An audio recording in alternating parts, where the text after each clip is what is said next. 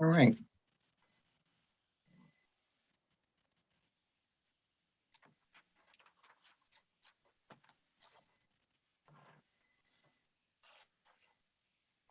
Okay.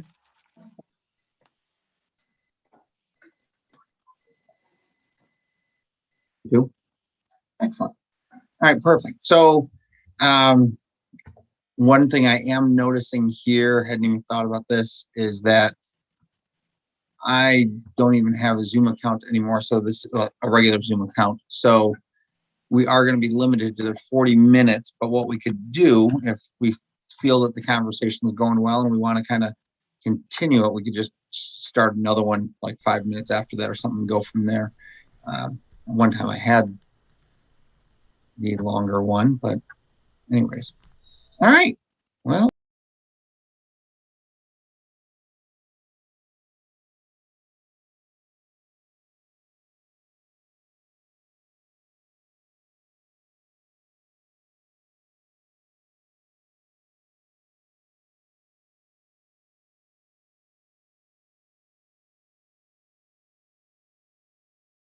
we would kind of just start with tonight is just obviously the simple introduction, because I don't think most people here know most anybody else.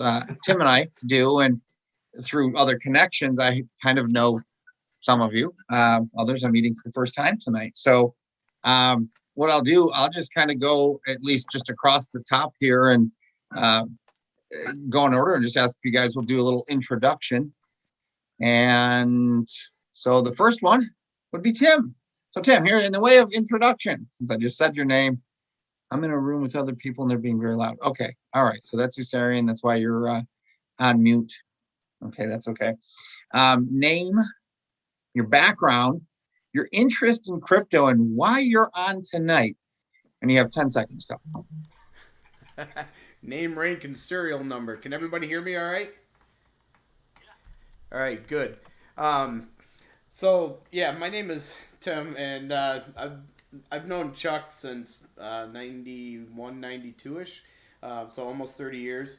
And we met in the Air Force. I've been in technology for pretty much all of it. As a developer, also a small business entrepreneur.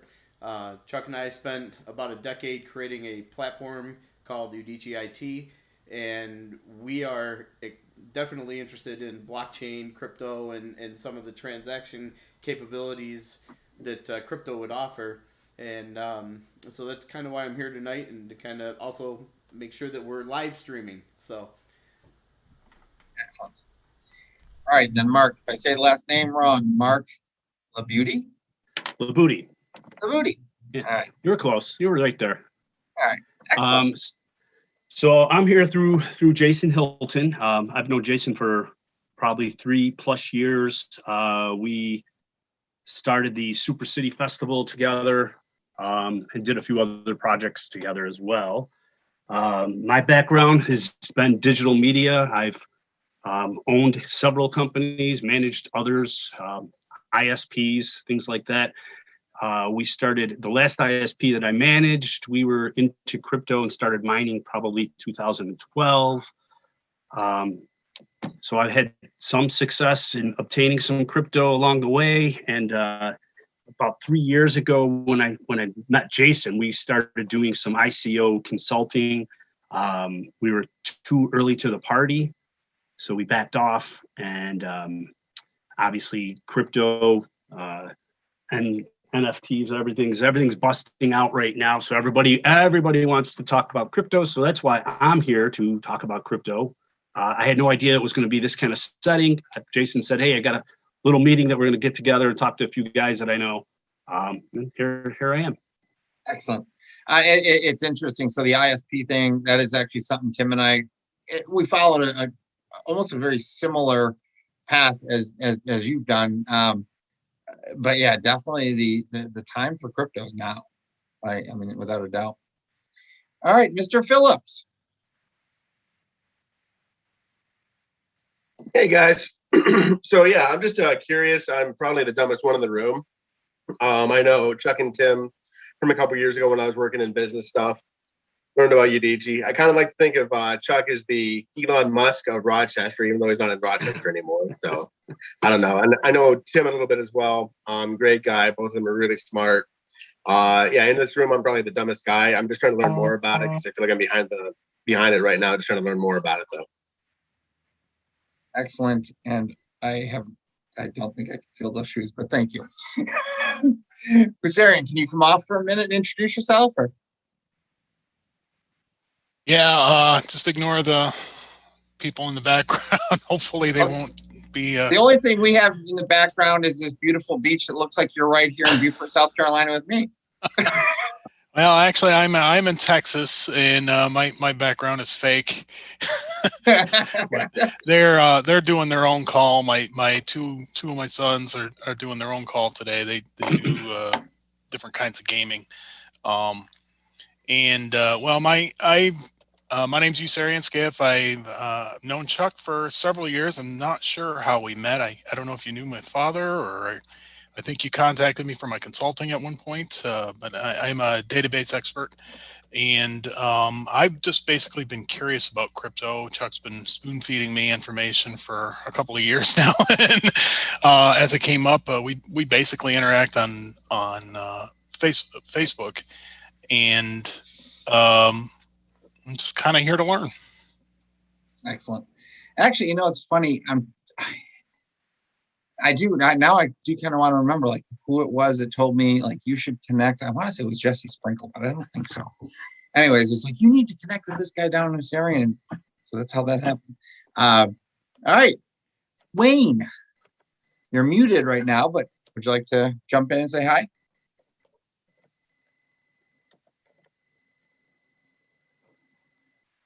Perhaps not. Okay, so Wayne. Hopefully you can hear us. It looks like you're still on mute. Hopefully you're able to see us. So we'll just kind of jump on from there. So yeah, since this is not going to be live, I did have a few other people that just wanted to watch. So I'm going to kind of just update the format a little bit more. Initially, there were going to be some people on who didn't have kind of any understanding of crypto, so I wanted to kind of provide a little simple background for that. Point of Hold clarification. What's that? Point of clarification. We are live. Okay. Well, that's fine. Okay. Yeah. So now this is saying that now I have others trying to get in and not allowing them to come in. Shoot. Well, I think we go with what we have, and I'll try to deal with these as we come. And I think that's actually one of the questions I would really love to know is, Clubhouse is going nuts over on through iPhone, and people are really connecting with this. But one of the things I would like to discover is what technologies people are using to really do this, where we can meet with a group of 3 or 4 people who are like the panel having the conversation, and then make sure that we have the ability for people to watch. So that'll be a little bit of thing. We have a couple people coming in right now. One is my wife, one is Jason. We'll just kind of keep going from here. But one of the first things I kind of wanted to do for anybody who might be watching, and there are a few who are listening, was try to do a simple, what is blockchain and why is, why and how is cryptocurrency important to that? And I kind of figured anybody who wanted to give a stab at that, and Mark, you're probably the best one to do this. I kind of figured let's do like a 15 to 45 second, what is blockchain and how is cryptocurrency even relevant to it? Pikachu! What's happening? Pikachu! Where are you hiding? Oh, wait, is this Jason? That's me. Oh, hey. Hey, Jason. So you're on now. And I don't know if you want to, we've kind of gone through introductions at this point.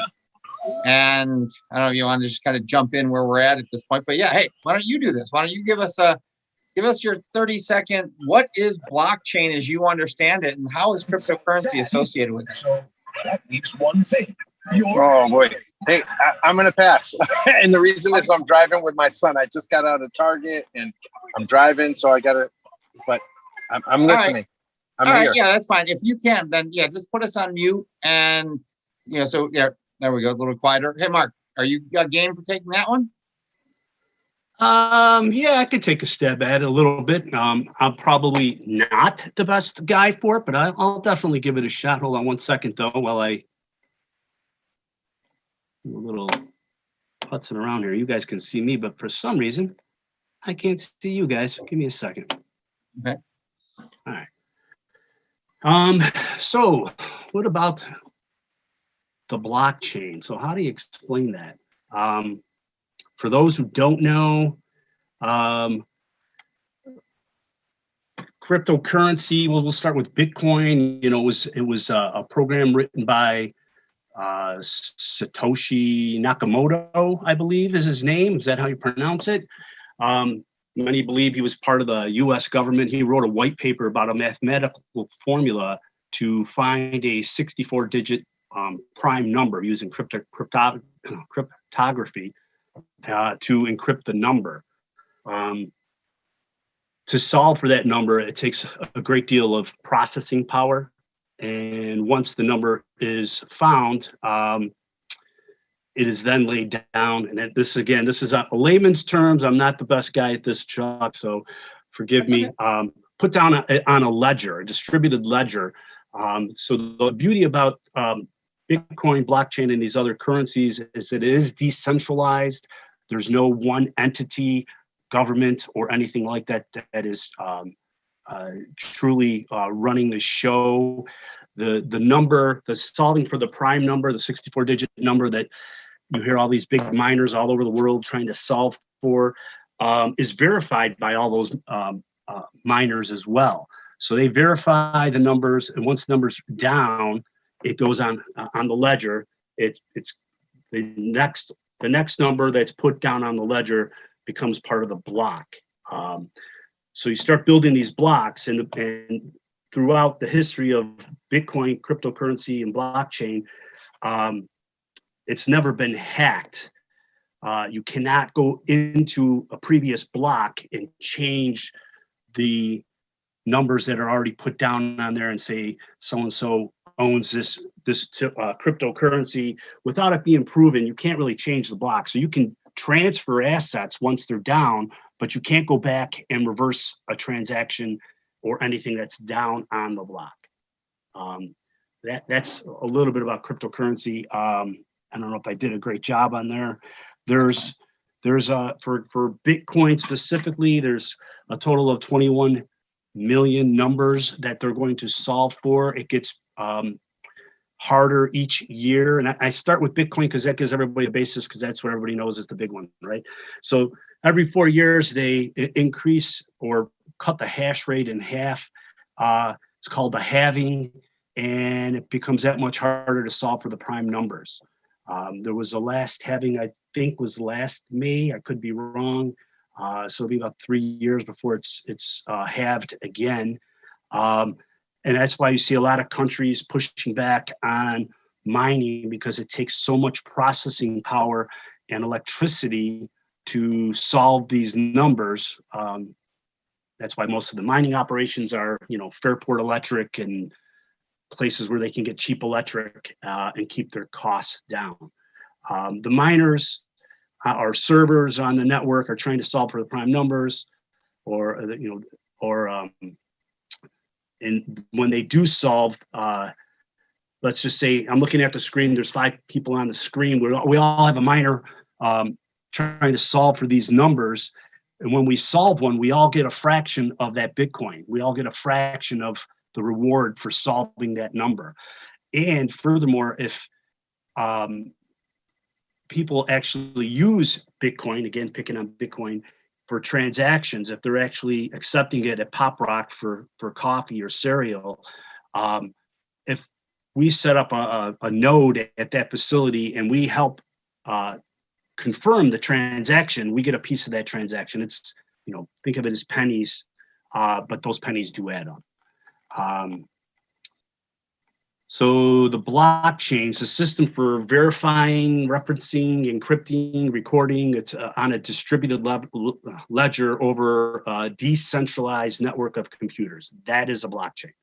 Blockchain technology is very powerful, and it's a valuable disruptor. As you could see, people are scrambling, trying to figure this out. And that is probably all I could say. I could do more deep dive into something else that's a little bit more random, but that's what it is. And a lot of people just don't understand why it has any value to it, because it doesn't hold any intrinsic value like money or whatever, or some other type of fiat or whatever.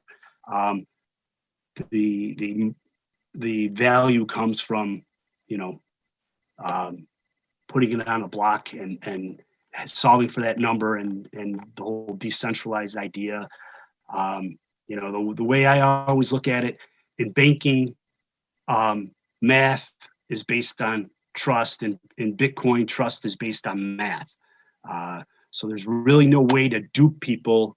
You hear people getting, I lost, 1 million Bitcoin. It's because they had it on their wallet or on their computer, and someone got access to their computer, but they cannot go into the blockchain and steal someone's money. That'll never happen.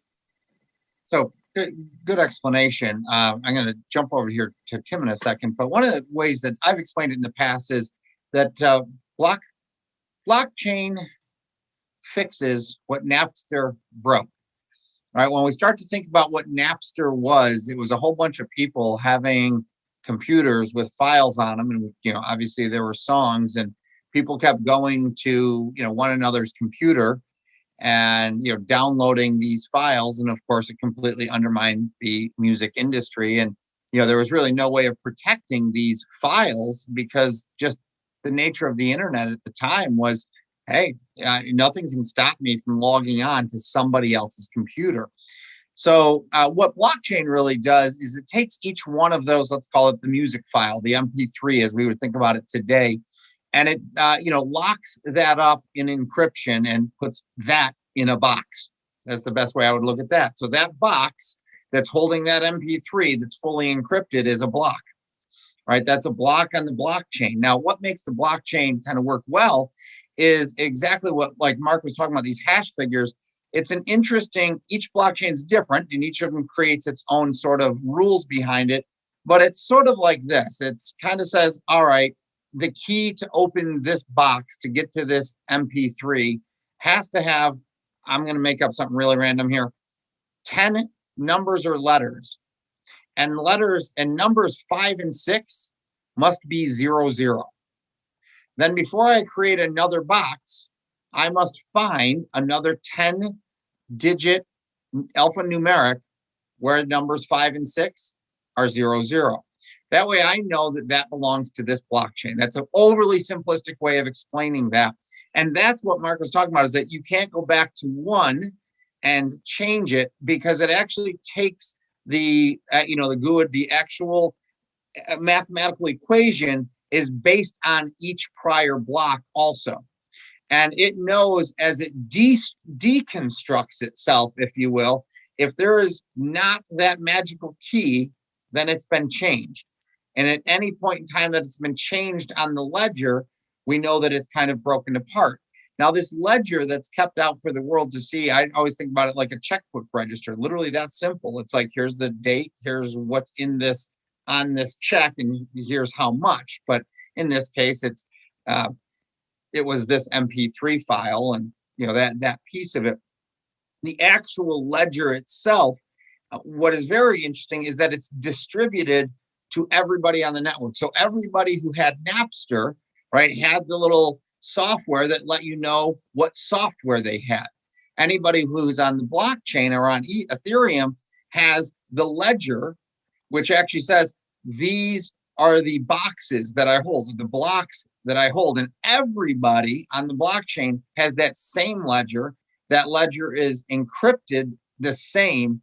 And if anybody's ledger is different, it means that the network as a whole has been compromised, and then it begins to self-heal.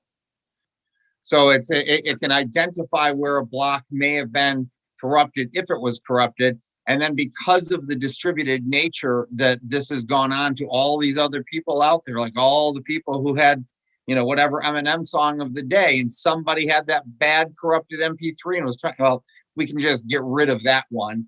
And we can bring in the safe box, the safe block that everybody's aware of, and reconstruct the block, the blockchain going forward. So that's kind of a way that I've looked at it a little bit. But Tim, how would you explain it? Well, I've been looking up Ethereum and smart contracts. Can everybody hear me okay? Okay, good.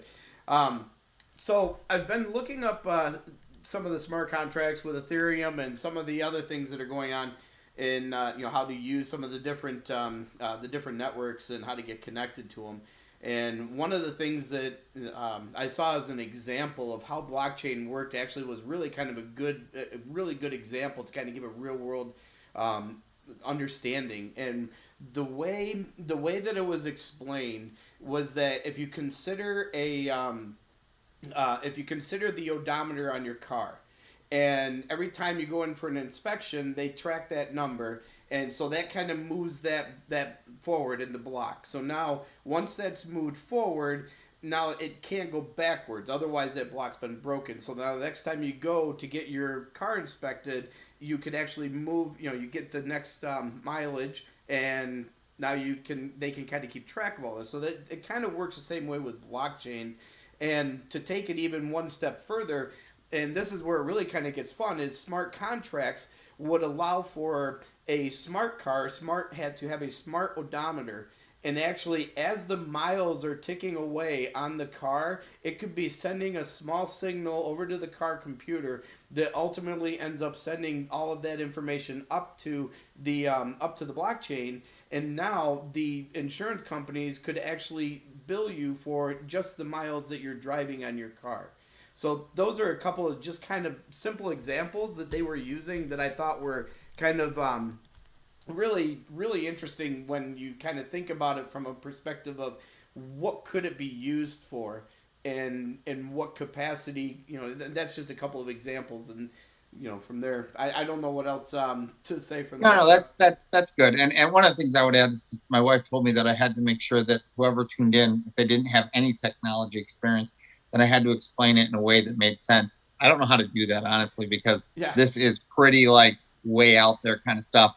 It's hardcore technology. But one of the things that, as I was thinking about this today, I sort of think of, like I said, the blockchain as distributed data. It's just that Napster thing. That's the easiest way of looking at it, is that you agree to get on a blockchain, and now you're going to host a bunch of data files. You're not going to have a clue what's in those data files. You can't open those data files unless they're yours and you have the key to open them. And you're just generally in agreement with everybody else saying, hey, I'll host your data files if you host my data files, and we'll do this across 10,000 people. And that's how we keep nice and healthy. Now, where cryptocurrency comes in is that there's an expense to that. Right. And there's actually a need right now. Every time we go on Facebook, every time we go to Amazon, somebody's paying for that network traffic. Somebody's paying for those database transactions. And they're minor. I mean, we're talking, 1/100th of a penny kind of stuff. But that's now the economy that we're in, is where we're dealing in microtransactions, and where our current economy fails is where, because we don't have in our banking system the ability to handle microtransactions affordably.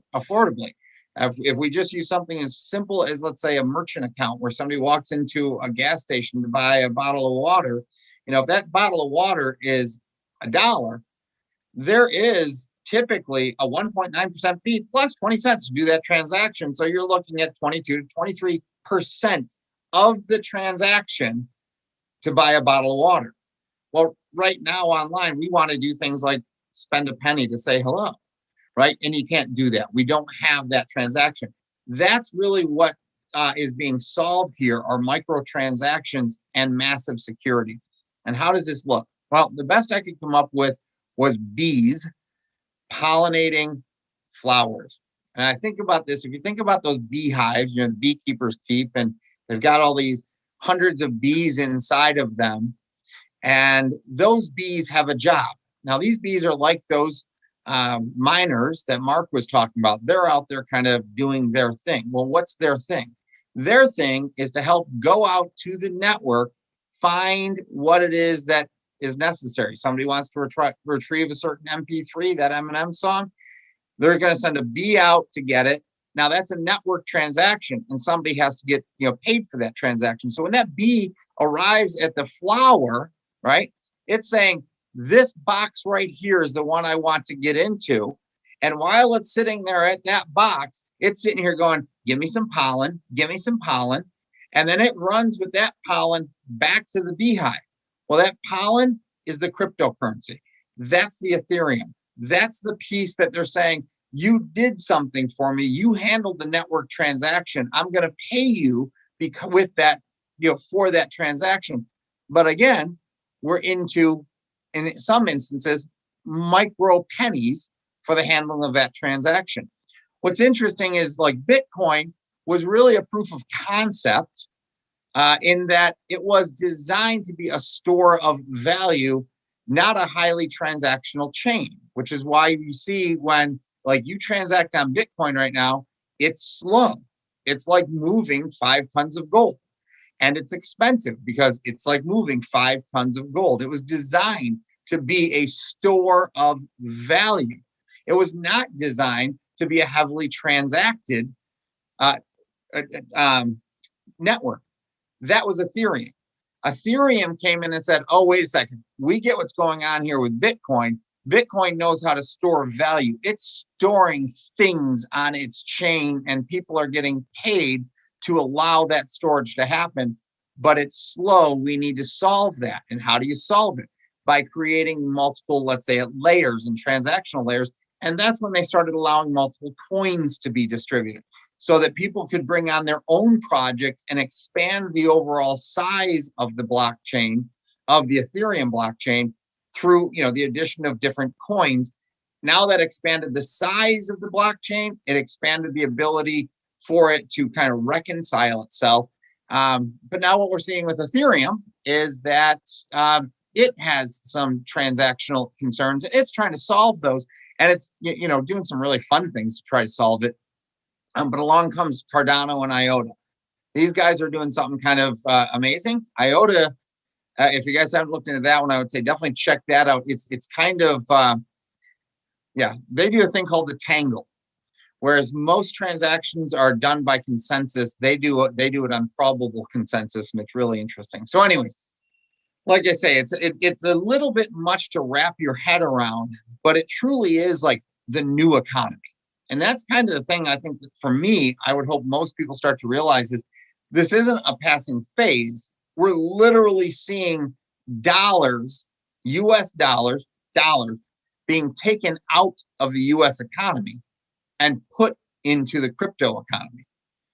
And that is, quite frankly, with all that's going on in the world right now, people are finding more security in Bitcoin and in Ethereum than they are in the US dollar.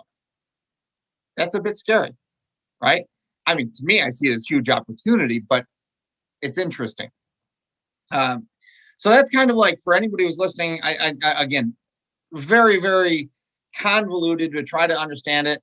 And we will be working on putting together easier to understand pieces. But where we are right now and really trying to get this is, what are we doing? I know that Jason had this idea of FunCoin, and we're looking at NFTs. And what is an NFT? Real quick, I'd say it's the block, right? The block itself is the NFT. It's the data. It's the information. It's that MP3 that was stored in the block, because it stands for non-fungible token. Once it's put in the block, it cannot change. It becomes immutable. That's what that NFT thing is that's going on right now. And we're seeing a whole bunch of people just put art in it. I think that what's important to see from this is where marketing, let's say worldly marketing, meets the blockchain. Because as people start to see like a picture, we'll go all the way back to GeoCities. This is the most basic version of when the internet started. People going, wait a second, I see a picture.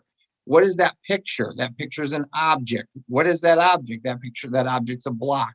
We can begin to actually connect people to understandings all the way from, Main Street to Silicon Valley, if you will, right? Because I know right now, as Usarian's back there listening, and I say, hey, it's a data object that you wrap a security token around. You've got it.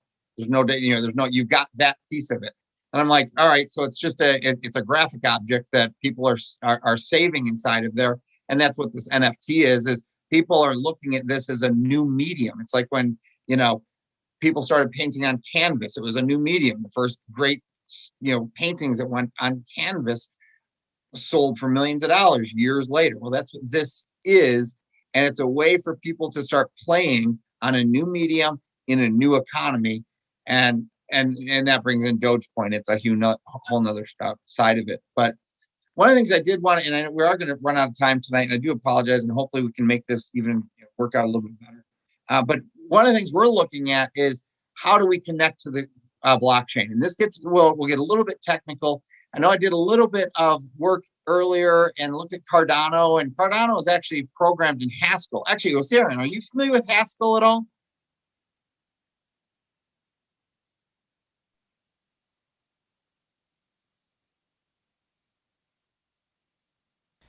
I think we lost your sound. Yeah, I can't hear him. No, can't hear you. All right. I don't know what happened there. That's unfortunate. So Haskell's a different beast I was not familiar with, but I looked at Ethereum. Can you hear me now? You back? Yeah, that's good. Yeah. Apparently there's a button on my thing. I've never programmed in Haskell, but I've heard of it. I'm familiar with it. What do you know about it? I think Haskell is math based, kind of like Fortran, something like that. That would make sense. And I believe it's a type language, right? Most of them are typed. There's only a few that aren't, like Python and whatnot. Okay. Yeah. So I'm not. That's more at the programmer level. Mark, I don't know how far you go into development world, so I don't know if this stuff is anything you're familiar with. I have my mute on too. I've heard of the languages. I just let you know right up front, I am not a programmer, not a coder. Okay. I'm more on the, I understand technology. I just usually talk to people who end up doing it, and I'm the guy that helps them figure out how to market stuff and whatnot. So. Okay. All right. Well, that's probably good. So Ethereum has some good JavaScript libraries that you can attach to. So that's the easy starting point to me. Is everybody knows JavaScript. You can jump in and learn it. And Bitcoin, obviously you want to eventually connect to Bitcoin because it's Bitcoin, but it seems to me that Ethereum is the starting point. And I guess that would be the question is like, what are Jay? I don't know if Jason, if you can talk yet, but you've had this idea for the fun point. What's everybody kind of thinking about the opportunity they want to pursue at this point? Because the team is available, the technology is available. I mean, what would you like to see happen? Let's start with that. Well, I can tell you where my head is at currently. And right now, what I'd like to see happen is I'd like to acquire as much to be. I want to. So if I look at it I equate it to gold a lot because that's what was backing the dollar for so long, and there's so much that goes along with that, runs parallel. And so in saying that, what I'd like to do is I'd like to go out. I'd like to acquire mines. I'd like to acquire some gold. So I'd like to acquire. I'd like to acquire companies that are either or be involved with companies that are mining. I'd like to be involved with companies that are acquiring Bitcoin or getting Bitcoin either through payments, through the Lightning Network, through transactions. I don't care how we get Bitcoin, but I want to accept and acquire Bitcoin, and other cryptocurrencies. I want to understand it. Well, I want to acquire NFTs. And the thing about an NFT is that it is actually a hollow box, and inside the box is actually just is actually just a map, if you will, to where the thing actually resides. And I find that to be pretty interesting because from my understanding that once you purchase an NFT, the actual art inside the NFT can be changed. The code inside can be changed. It's actually more transactional than anything else. So it's not really about the actual piece.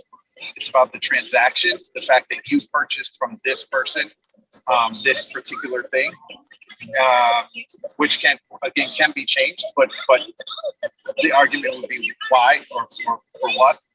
But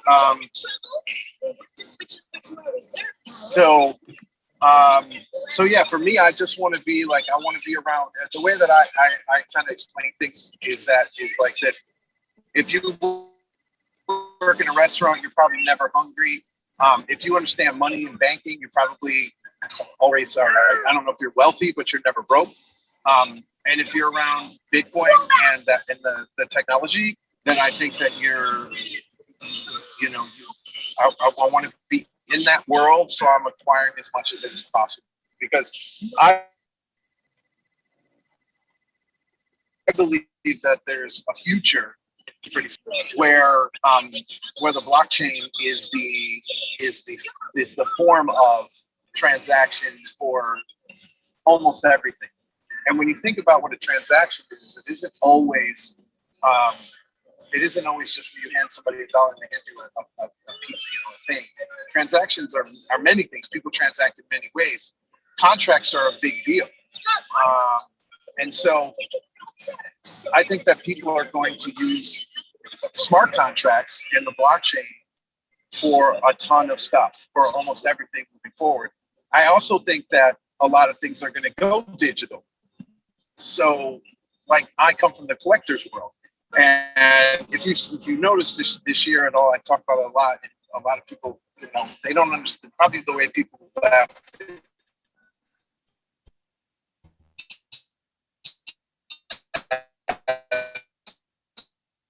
All right.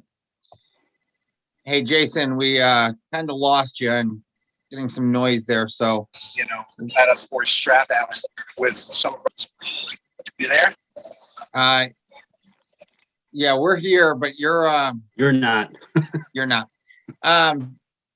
So, it's interesting. One of the things that Jason just said that I think is very important to capture is like these NFTs, they can change because they're built on a contract. And I think that that's important. An important piece to understand is that we're actually talking even more than just an MP3. We're actually talking about digital rights management as a way of looking at it. I mean, we're talking about having a contract that you're buying that gives you specific rights and access to something. And I look at that and say, if you're at all familiar with the banking world, I mean, we've been trading derivatives and options for years and years and years, and all those is the trading of contracts.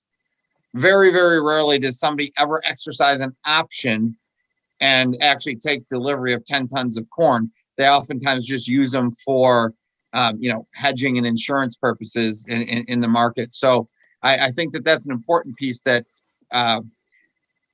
Jason's bringing up there, is that it is a contract, and that's an important piece. And I can understand the idea of starting to collect those contracts, because in some ways it'll be, I just lost it, like patents, right? I mean, in some ways you're going to have rights to patent continuous royalties from those, because certain contracts are going to do quite valuable things on the internet. So it's interesting. And we do see that a number of the coins and projects that are being created right now, they really are created from a white paper. They literally, put the business plan out there. They say, this is what we're going to create. And then they begin raising money using the cryptocurrency by effectively selling the NFTs, getting the value inside of there. And it is a way of kind of raising capital that it is very, very different. But at the same time, the community that is supporting you is planning on using your software. So you're actually building a customer base, and not more than a customer base, you're building an advocate base. You're actually building, a group of people who have invested in the technology, have a vested interest in it. And one of the other pieces that I'll say that I heard Jason say that I think is important to note is that, this is going to change everything. Cardano, many people talk about it as being the blockchain of blockchains or the internet of blockchains. And truly, I've said it a couple different times now in the past couple of weeks. For me, sitting back here, I was on a call with a friend back from Rochester, Phil Coleman, who's just kind of taken off in this NFT world, and he's in music and whatnot. And I remember I said to him, this NFT thing seems to me like the Sugar Hill Gang from back in the 90s or back in the 80s. I remember listening to Sugar Hill the first time going, I don't quite get this music, but I know I should. And, 2 months later, I'm trying to learn how to pop and lock and all that other stuff, but that's a whole nother story. But then really what happened, like Tim and I were in the Air Force at 1991, 90, we're there right a couple of years after www exists, right? We're actually creating IP sniffers to find out what is on this thing called ARPANET, because intranet wasn't really a thing yet. And we're out there trying to find this piece of it. And then we're watching through, 95, 96, and you're like, wow, this internet thing is going to be huge. And then we watch this, explosion, like, okay, there's something to this. And I remember about 9 years ago now, 8 years, when I first started trying to even wrap my head around Bitcoin, and I still don't understand it flat out. I'm like, I get it. And I get that I don't get it. But I remember like this, reading the Bitcoin going, this is something unique. I can tell you right now, I feel very much like all three of those. This is the Sugar Hill Gang. I know I should be like following this thing. This internet thing is quite something, and it's about to explode all over again. And we've basically got about 20 years, let's call it 30 years since, www, since the World Wide Web was actually created. We're about 30 years into it, maybe 33. I can't remember exactly when that went on, but let's call it 33 years. The real explosion happened in, 2000. So that's 20 years ago. This is going to happen. We know that what happens in technology, it doesn't move slower. This transition is going to happen faster. This is going to be in the next 5 to 10 years, a complete change yet again, because it offers so much of it fixes so many things that's wrong with the internet, right? It gives us security. Yes. It gives it. Oh, there you go. Yes, I agree. I was just, as I'm sitting back listening, I want to chime in and just say, it's the thing that makes the internet, I don't want to say good, but it makes it solid. Yes. It's the contractual layer over the internet that gives all this time and energy, and it gives it all meaning. In my opinion, it actually gives it value, and that's just. I just want to check. To me, that's what it is. No internet, no blockchain, right? It doesn't matter. None of this shit matters. But because I think what we were longing for in the internet is the blockchain, and we didn't know that. We needed more legitimacy. We needed to make it more real because it wasn't real. And I think this is the thing that ties it to the physical world. In a strange way, it doesn't, but it makes it more real. It's like going to court. I don't know how to explain it. It's the real layer. It's the thing that makes it strong. I agree. I think the terminology you just said, contractual layer, I think that is it creates the legal rights of each individual to be as they want to be on the internet, and really levels the playing field for the little guy versus corporate America, because it's accessible, it's affordable, and able to be, anybody can be involved in it. I know, it's so beautiful. I would actually add contractual and transactional. So I would actually add in both sides of that. I think I'd add both of those sides of the layers as well. No, absolutely. Yeah. And that's exactly the transactional side. And it's important, right? I mean, when you exclude, how do I want to say this? When you make everybody a consumer in a transactional economy, all you ever do is really siphon value. When you allow people to be producers in a transaction, when you allow them to participate in the transactional economy, you actually do create real value. So that's kind of an interesting thing. So, all right. So this is, we're going to come up on our hard little stop here because of my Zoom thing. And I do apologize for it. This wasn't exactly what I was thinking it would be tonight. But any thoughts on the matter? I mean, does anybody think that would it be worth trying to do this again and try to? Okay. Yeah, I agree. Yeah, I'd like to see where we can go with it. Okay, excellent. Yeah. So I definitely, I'll put some thought into. I don't mind Zoom, but what I really like to do is try to keep it, like I said, a panel discussion. And then have audience. Like I had a thing planned for audience Q&A, only because I've had some other people like text me on the side that wanted to watch tonight.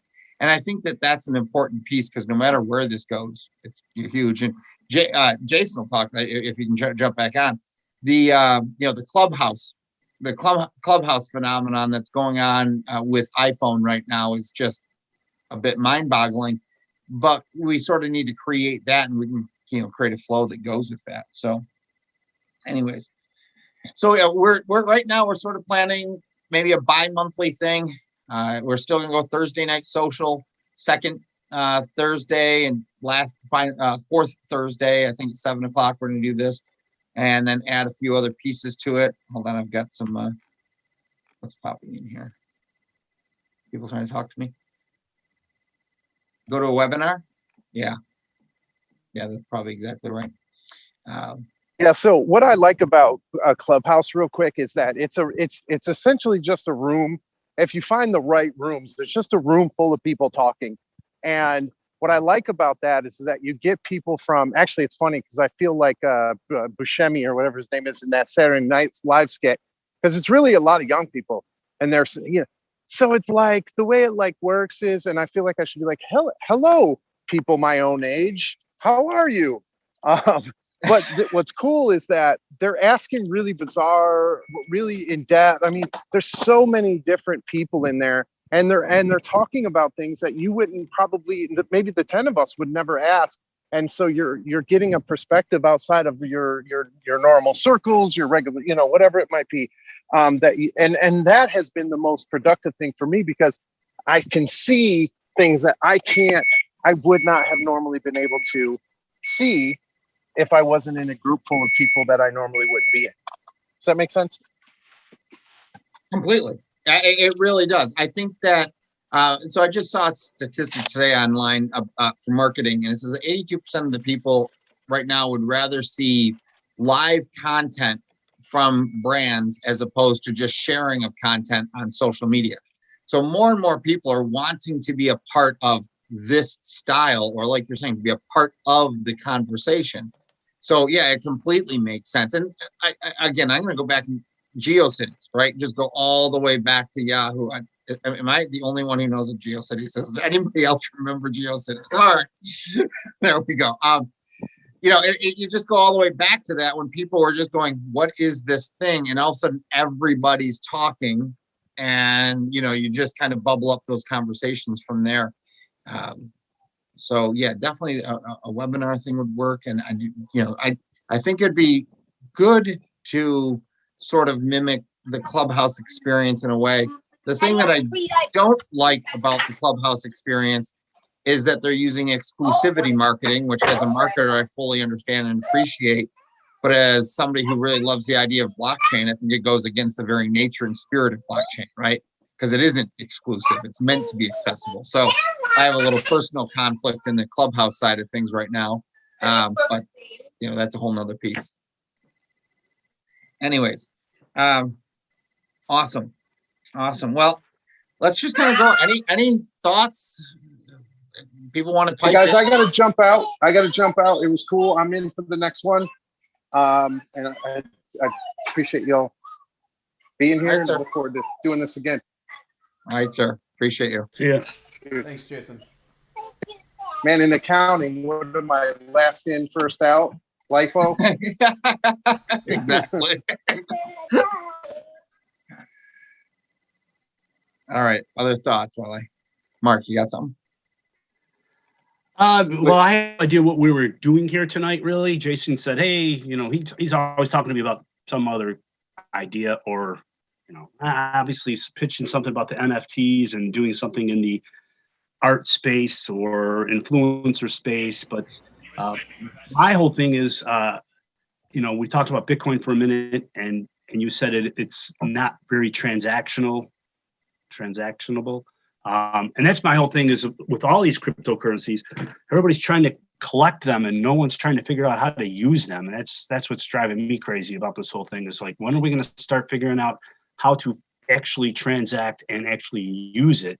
I think that'll be the key to getting the masses to jump on board with it. I think Ethereum is working that. I think they've got their, what is that, EIP, the Ethereum group, whatever, that they're working on bringing down the fee. One of the problems with the Ethereum side right now is the cost of the transaction. The speed is decent, but IOTA is solving the speed issue and the cost issue big time.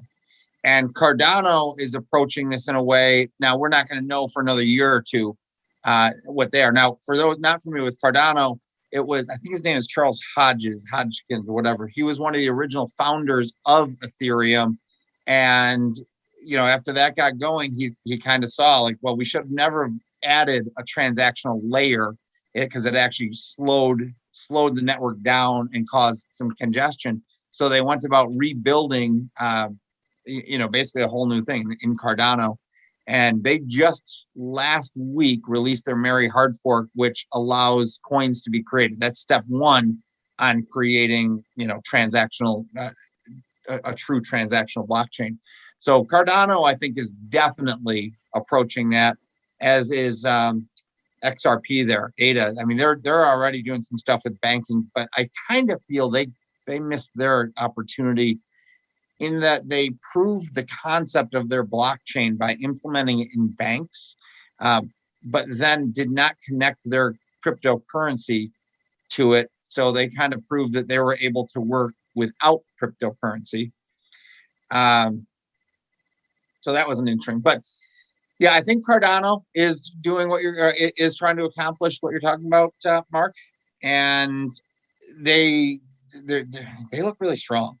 They really do. We may be, you know, we may be out a year or two before we really see the strength of Cardano, but it is interesting. It, you know, began as a scientific, peer-reviewed platform, if you will, before even one block of code was written.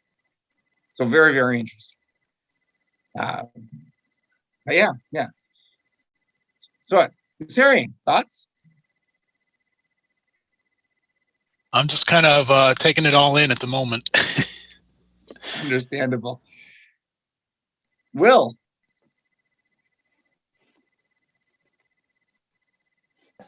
Dogecoin? No. Yeah, I'm behind you guys on a lot of this stuff. I'm still trying to learn and just trying to see what's out there. Right now, from everything I'm reading, it seems like it's just kind of a lottery, like what's going to be the next big one. But you guys seem like you actually have a background and an idea of what's going on. And so that's light years ahead of what I'm reading about even. So that's great to see.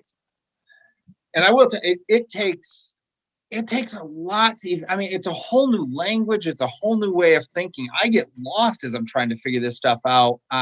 but yeah, basically we're looking for the top 10, right? We're looking for the Dow Jones Industrials, right? We're looking for the top 10. We know the top 3 right now. Well, we know the top 2, Bitcoin and Ethereum, and then there's always back and forth. Dogecoin is a very interesting one, right? Which is just that's more or less like a, hey people, the world's about to change. Follow this joke, dorky right? thing. It was a joke. Yeah, it was a joke. Crazy. But that's also sort of an example. And I think I heard the one of the guys who wrote the code. He just felt that he actually was sort of embarrassed. He's like, it took us 2 hours to put this out on the, I mean, we literally could right now, we could go out and launch a coin on Ethereum, right? I mean, it literally is, you fill in a form. I mean, people now have, you fill in a form, hey, we've launched a coin. It could be useless. I mean, it doesn't do anything yet. Here's an idea. And that's what Dogecoin started as, which is just nuts. But now we've got, one of the wealthiest men, I think he is the wealthiest man in the world right now, saying, hey, let's play with this one.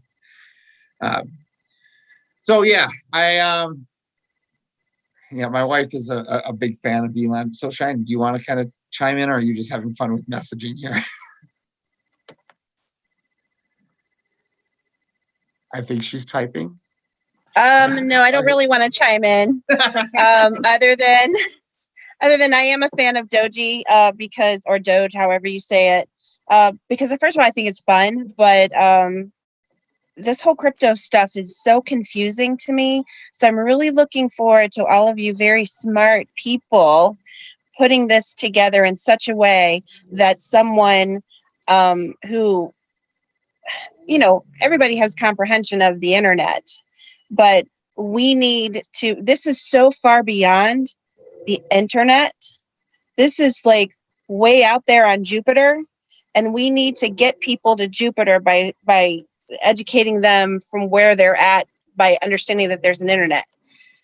So that's your job, Chuck and Tim. There you go. I love that you said that, because that's exactly how I feel. It's about education and then getting it in the hands of the masses. And that's where nobody's doing yet officially. They're all trying, coming up with ideas, Cardano and these others, but I don't know. I've got a few ideas about it, by the way. So I guess I just don't understand why, because I said so isn't good enough reason. Why do we have to educate? Oh, sleeping on the couch tonight, are you? Yeah. So Mark, actually, so you have some ideas about how you'd like to market some things? Yeah, actually, based on some previous business models that I've worked on in the past, that have been wildly successful, but I kind of see no one in that space. So I've got a few ideas around it that I, might share as we go forward. We'll see. Yeah, but I do have a few specific ideas. So one of the things I would like to start doing is taking some business ideas and putting them out as NFTs, right? So that you could access people. They basically could license the business idea in the same way we license brands right now. You could put a lot of that into a smart contract where you have the rights to use this. And I believe you could even set it up sort of as like your non-disclosure, right? I mean, it's like you could pay. It's like, all right, let's have the discussion, but you can't use any of this without the actual purchase or the right that goes into the NFT. So I do think that there's an opportunity right now to actually present even just marketing concepts that help the blockchain grow. And I feel that when I use the example of Napster because I think it works, right? I think that what we actually saw was, we'll say, intellectual or performance property that was completely devalued because there was no way of protecting it. And now we have this opportunity that from the point of an idea, we can protect it. I mean, one of the big issues we see in the patent world, like China just they don't honor any of the patents. Well, guess what? Now you don't have to, the only way you'll have access to it is if you pay for access. And if you end up using something that's patented and you didn't pay for access, like now we can trace it down. All right. If they can use NFT for art, they ought to be able to. Exactly. Yeah, I agree. I think it's not going to be long before we see that that's exactly how we begin doing. And not for anything, the idea of the patent has been almost lost to the process, right? I mean, there's so much that goes into actually getting a patent these days that a lot of times more time is spent on the patent than the actual result. And by the time the result comes out, the technology is past the patent by no longer. Either time or money. So one other thing I wanted to kind of touch on that, there've been some really great points, and from a security standpoint, they were talking about, and one of the things that I was looking at, using it as a notary, and how it's actually more secure and actually better than a true notary, but it just hasn't caught up legally yet. But they also talked about patents, business plans, and that type of thing as well, and just the security that goes behind it. So yeah, they agreed on all of this.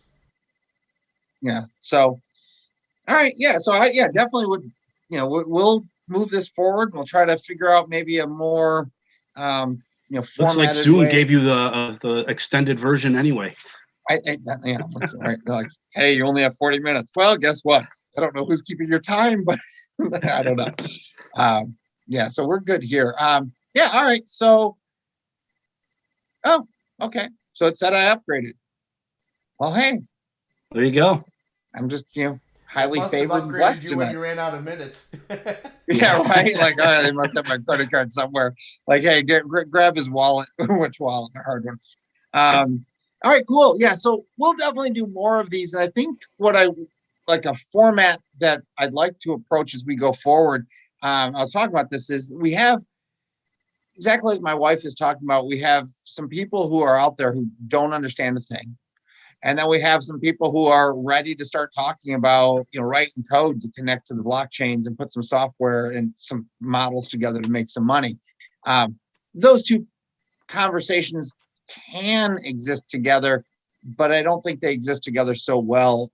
And years ago, Tim and I had a social media studio where what we did is we did like 2 hours, and we broke those into like half-hour segments and would kind of talk to different audiences during that time. So I think over time, what we could do is break this down, we could have some real high tech talk, we could have some market talk, some economy talk, so that we stay focused in those areas, and maybe that you can pull it all together as we go. Does that make sense?